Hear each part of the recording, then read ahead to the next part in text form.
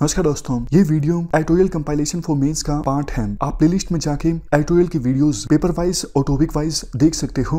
और अगर आप दिसंबर 2019 के बाद की वीडियोस को देखना चाहते हो तो वीडियो के नीचे मौजूद ज्वाइन बटन की सहायता से आप मेंबरशिप को ज्वाइन कर सकते हो। चलिए डिस्कशन स्टार्ट करते हैं। आप जीएस पेपर 2 के इस टॉपिक से आर्टिकल को रिलेट कर सकते हो। ये आर्टिकल लिखा गया है अजय श्रीवास्तव के द्वारा। जब से देखो इंडिया ने ये डिसाइड किया है, इंडिया RCEP यानी रीजनल कॉम्प्रिहेंसिव इकोनॉमिक पार्टनरशिप को नहीं ज्वाइन करेगा। न्यूज़पेपर्स में बहुत सारे आर्टिकल्स छपे हैं, बहुत सारी टीवी डिबेट्स हुई हैं जिनमें यह चर्चा की गई है कि इंडिया का ये जो डिसीजन है RCEP को ना ज्वाइन करने का, इससे इंडिया के एक्सपोर्ट पर, इन्वेस्टमेंट पर, integration into global value chain पर और डोमेस्टिक इंडस्ट्री पर क्या असर होगा। ज़्यादातर डिबेट्स और ज़्यादातर आर्टिकल्स में एक एसेंस ये देखने को मिला, इस एग्रीमेंट को ज्वाइन करके इंडिया के पास एक मौका था अपने एक्सपोर्ट को बूस्ट करने का, लेकिन चूंकि इंडिया ने इस एग्रीमेंट को ज्वाइन नहीं किया है तो इंडिया ने अपने एक्सपोर्ट को इंक्रीज करने का जो मौका है वो खो दिया है। लेकिन देखो, आज के आर्टिकल में राइटर के द्वारा कहा जाता है फ्री ट्रेड एग्रीमेंट साइन होने से हमेशा एक्सपोर्ट नहीं बूस्ट होता है।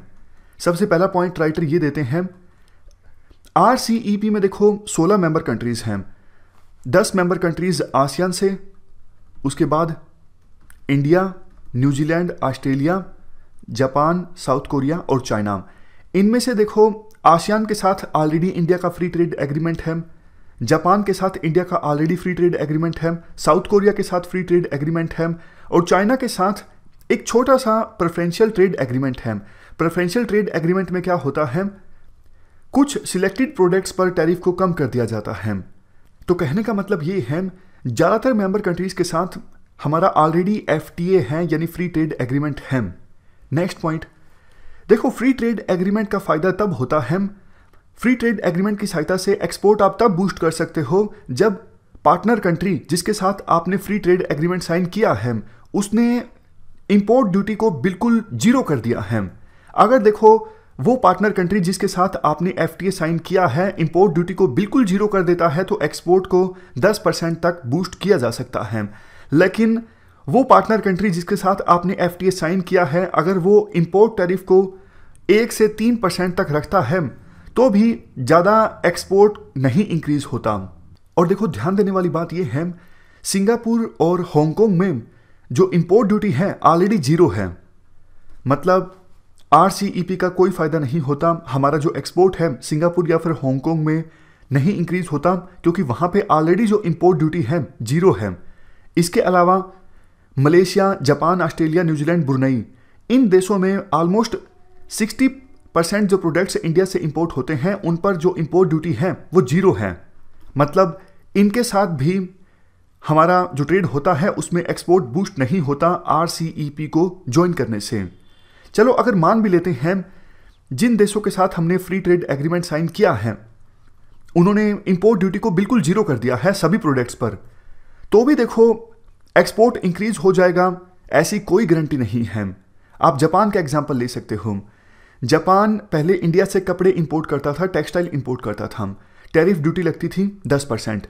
हमने फ्री ट्रेड एग्रीमेंट साइन किया जापान के साथ, जापान ने उस इंपोर्ट ड्यूटी को डिक्रीज करके रख दिया 0%, तो हमारा एक्सपोर्ट तो बूस्ट होना चाहिए था ना, क्योंकि पहले इंपोर्ट ड्यूटी 10% थी, अब घट के हो गई 0%। लेकिन देखो एक्सपोर्ट बढ़ने के बजाय कम हो गया। पहले टेक्सटाइल का एक्सपोर्ट होता था $255 मिलियन से और 2018 में घट के हो गया $152 मिलियन से। ऐसा क्यों हुआ? ऐसा देखो इसलिए हुआ, ज़्यादातर देश इंपोर्ट को कम करने की कोशिश करते हैं नॉन टैरिफ बैरियर की सहायता से। जैसे जापान इस प्रकार का कोई रूल लेके आ गया कि जो कपड़े इंपोर्ट किए जा रहे हैं उनमें जापान का कंटेंट यूज होना चाहिए, जापान की टेक्नोलॉजी होनी चाहिए। ये सिर्फ एग्जांपल है, मतलब कुछ इस प्रकार के कंडीशंस आप लगा दो कि रॉ मटेरियल की सोर्सिंग यहाँ से होनी चाहिए, और या फिर काफ़ी बार फाइटोसैनिटरी मेजर्स लगा दिए जाते हैं। खाने का आइटम जो होता है कि खाने की क्वालिटी इस प्रकार की होनी चाहिए। तो ये जो रूल्स लगा के आप इंश्योर कर लेते हो कि इस देश से माल को इंपोर्ट ना किया जाए। आप सीधा सीधा इंपोर्ट ड्यूटी को इंक्रीज नहीं कर रहे हो, आप एक दूसरा इनडायरेक्ट रास्ता अपना रहे हो इंपोर्ट को कम करने के लिए, जिसे कहा जाता है नॉन टैरिफ बैरियर, यानी नॉन टैरिफ रुकावट। तो ज्यादातर देश नॉन टैरिफ बैरियर की सहायता से इंपोर्ट को कम करते हैं, और जबकि देखो फ्री ट्रेड एग्रीमेंट जब साइन होता है तो नॉन टैरिफ बैरियर पर चर्चा नहीं होती है। याद कीजिए जब हम RCEP को डिस्कस कर रहे थे तो हमने ये बात डिस्कस की थी कि चाइना इंपोर्ट ड्यूटी को तो कम रखता है, लेकिन नॉन टैरिफ बैरियर की सहायता से यह इंश्योर करता है कि इंडिया USA से ज्यादा माल का इंपोर्ट ना हो। तो पॉइंट ये निकलता है FTA साइन होने के बाद आपका एक्सपोर्ट बूस्ट होगा, इसकी कोई गारंटी नहीं है। एक्सपोर्ट बूस्ट करने के लिए वो पार्टनर कंट्री जिसके साथ आपने फ्री ट्रेड एग्रीमेंट साइन किया है वहां पर जीरो इंपोर्ट ड्यूटी होनी चाहिए। और देखो अगर जीरो इंपोर्ट ड्यूटी होती है, इसके साथ साथ नॉन टैरिफ बैरियर ना क्रिएट करे आपका पार्टनर कंट्री जिसके साथ आपने FTA साइन किया है, तब जाके आपका जो एक्सपोर्ट है वो इंक्रीज हो सकता है। अदरवाइज कोई गारंटी नहीं कि सिर्फ FTA साइन करने से आपका जो एक्सपोर्ट है वो बढ़ जाएगा। अब नेक्स्ट क्वेश्चन देखो आर्टिकल में ये आता है, क्या इंपोर्ट ड्यूटी को कम करके हम इन्वेस्टमेंट को इंक्रीज कर सकते हैं? मान लीजिए इंडिया दूसरे देशों से माल इंपोर्ट करता है और इंपोर्ट ड्यूटी को बिल्कुल जीरो कर देता है या फिर बहुत ही कम कर देता है। ऐसा करके क्या इंडिया इन्वेस्टमेंट को ज़्यादा अट्रैक्ट कर सकता है इंडिया में? इसका आंसर है नहीं। ऑस्ट्रेलिया की केस स्टडी दी जाती है। 1987 में ऑस्ट्रेलिया में जितनी कार यूज होती थी 89% कारों को मैन्युफैक्चर किया जाता था ऑस्ट्रेलिया में ही, क्योंकि इंपोर्ट ड्यूटी उस समय ऑस्ट्रेलिया में काफ़ी ज़्यादा हाई थी 45%। तो बाहर से कारों को इंपोर्ट करना बहुत ज़्यादा महंगा पड़ता था, इसलिए ज़्यादातर जो कारें थी वो ऑस्ट्रेलिया में ही मैन्युफैक्चर होती थी। लेकिन धीरे धीरे ऑस्ट्रेलिया ने कारों की इंपोर्ट ड्यूटी को कम करना स्टार्ट कर दिया, ये सोचकर कि इन्वेस्टमेंट इंक्रीज होगी, लेकिन ऐसा हुआ नहीं। आज के समय में देखो ऑस्ट्रेलिया में ज़्यादातर कारें इंपोर्ट होती हैं दूसरे देशों से। ऐसा क्यों हुआ? एग्जाम्पल की सहायता से समझते हैं। देखो बिल्कुल सिंपल एग्जाम्पल है। मान लीजिए इंडिया और जापान के बीच फ्री ट्रेड एग्रीमेंट साइन हुआ है और हम जापान से कारों को इंपोर्ट करते हैं तो इंपोर्ट ड्यूटी लगती है जीरो। मतलब सेम ही चीज़ है, आप इंडिया में कार मैन्युफैक्चर करो या फिर जापान में, क्योंकि इंडिया से कारों को जापान में ले जाया जाता है तो कोई टैक्स नहीं लगेगा, और जापान से इंडिया में कारों को ले जाया जाता है तो कोई टैक्स नहीं लगेगा। लेकिन इंडिया में सरकार टैक्स ज़्यादा लगाती है कारों की मैन्युफैक्चरिंग पे और जापान में टैक्स कम लगता है। इंडिया में इंफ्रास्ट्रक्चर थोड़ा वीक है, जापान में कारों को मैन्युफैक्चर करने का इंफ्रास्ट्रक्चर जो है स्ट्रोंग है, और बाकी सभी फैक्टर्स सेम हैं। तो आप मुझे बताइए ऐसी सिचुएशन में जो कार मैन्युफैक्चरर हैं अपना प्लांट कहाँ पर इस्टेब्लिश करेंगे, इंडिया में या फिर जापान में? ऑफकोर्स जापान में, क्योंकि उनको वहाँ पे कम टैक्स पे करना पड़ेगा, इंफ्रास्ट्रक्चर काफ़ी स्ट्रोंग है और उनको पता है कार जहाँ पे सस्ती मैन्युफैक्चर होती हो, अच्छे से मैन्युफैक्चर होती हो, वहाँ पे मैन्युफैक्चर करो और बाद में दूसरे देशों में ले जाओ जिनके साथ फ्री ट्रेड एग्रीमेंट साइन हुआ है, टैक्स तो लगेगा नहीं। मतलब फर्क नहीं पड़ता ना कि आप इंडिया में मैन्युफैक्चर कर रहे हो या फिर जापान में, आपस में ट्रांसफर तो कर ही सकते हैं ना कारें, क्योंकि इंपोर्ट ड्यूटी तो लगेगी नहीं। तो उनको जहां सस्ता पड़ेगा वहीं वो कार मैन्युफैक्चर करेंगे। तो यही होता है, जब आप इंपोर्ट ड्यूटी को कम कर देते हो कोई जरूरी नहीं कि आपके देश में इन्वेस्टमेंट इंक्रीज होगी। ये भी हो सकता है कि ऑलरेडी जो कंपनीज आपके देश में हैं वो चले जाएं दूसरे देशों में। अगर आपका इंफ्रास्ट्रक्चर खराब है, आप टैक्स ज़्यादा लगाते हो, तो फिर कंपनीज बल्कि भाग भी सकती हैं, उन देशों में भाग सकती हैं जिनके साथ आपका फ्री ट्रेड एग्रीमेंट साइन हुआ है। अगर उन देशों में इंफ्रास्ट्रक्चर ज़्यादा अच्छा है, रेगुलेशन इतना टाइट नहीं है, टैक्स कम लगता है। तो पॉइंट यहां पर यह निकलता है, आप अपनी इकोनॉमी को एफिशिएंट बनाओ। अगर आपकी इकोनॉमी एफिशिएंट होगी, रेगुलेशन अच्छे होंगे, टैक्स कम होंगे, तो इन्वेस्टमेंट अपने आप इंक्रीज होगी। आप टैरिफ को कम कर देते हो और सोचते हो इन्वेस्टमेंट बढ़ जाएगी, ऐसा कुछ नहीं होता, गारंटी नहीं है।